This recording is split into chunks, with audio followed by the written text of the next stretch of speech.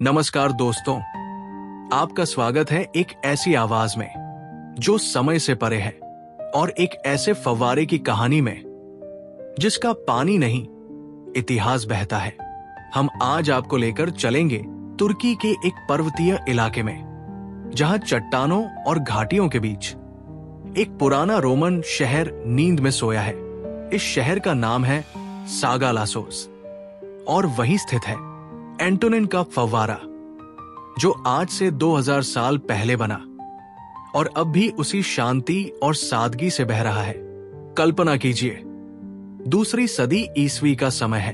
चारों ओर रोमन सैनिकों की आवाजाही है, संगमरमर के फर्श पर चलती सैंडल की आवाजें, हाथों में पकड़े पानी के घड़े, और नगर के बीचों बीच एक विशाल चमचमाता फव्वारा। ये फव्वारा सिर्फ पानी देने के लिए नहीं था, ये शक्ति का प्रतीक था। ये सम्मान था सम्राट एंटोनिनस पायस के लिए, जिसके शासन काल को रोमन इतिहास का सबसे शांतिपूर्ण युग माना गया। रोमन इंजीनियरिंग का कमाल।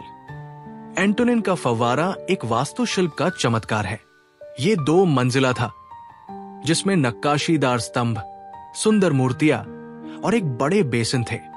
यहां इस्तेमाल हुआ संगमरमर स्थानीय खदानों से लाया गया था।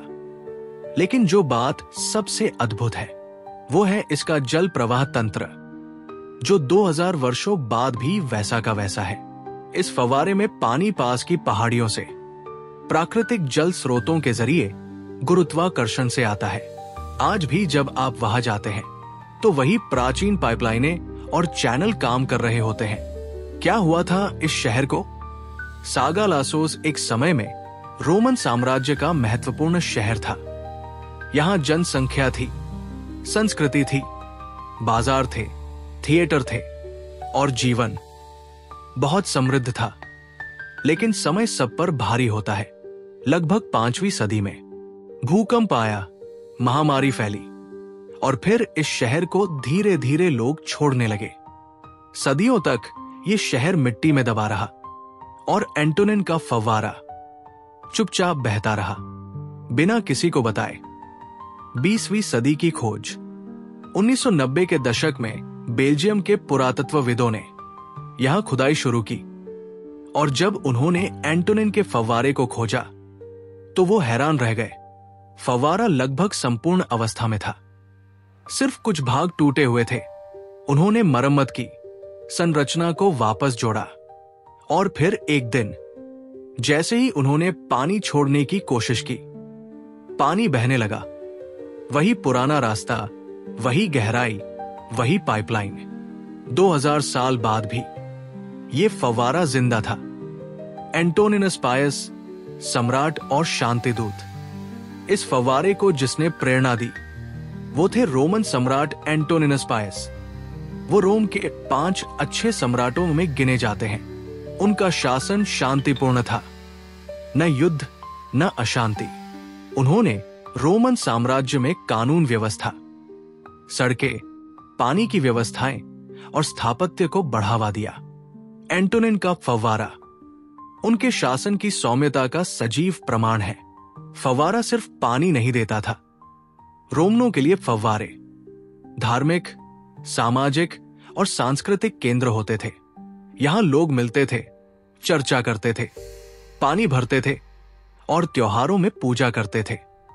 एंटोनिन का फव्वारा भी एक ऐसा ही स्थान था जहां बच्चे खेलते थे, युवक युवतियां एक दूसरे को देखते थे, बुजुर्ग इतिहास बताते थे। यहां केवल पानी नहीं बहता था, बल्कि समाज का जीवन बहता था। आज की स्थिति, आज जब आप सागालासोस जाते हैं तो वहां खामोशी है, लेकिन उस खामोशी में भी एक बहाव है। एंटोनिन का फव्वारा अब भी वही है, उतना ही शांत, उतना ही सुंदर।